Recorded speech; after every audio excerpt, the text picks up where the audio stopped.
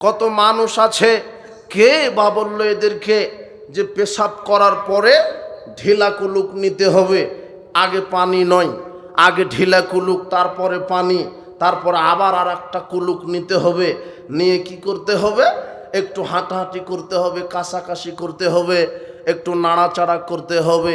আশ্চর্য কথা, 40 কদম হাঁটাহাঁটি করা লাগবে।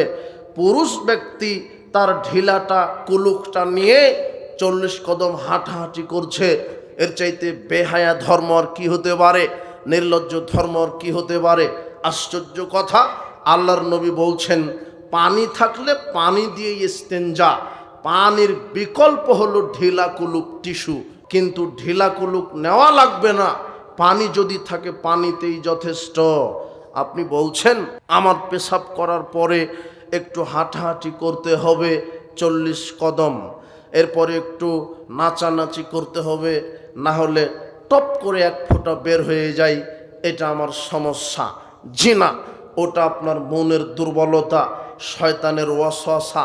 আল্লাহর নবী বলছেন যে তোমরা পানি দিয়ে ইস্তেঞ্জা করো, এরপরে অজু করো, অজু করার পরে লজ্জাস্থান বরাবর পানি ছিটিয়ে দাও, এরপরেও যদি অগচরে এক ফোঁটা পড়েও যায় তবুও আল্লাহ তোমাদেরকে পবিত্রই রেখে দিবেন।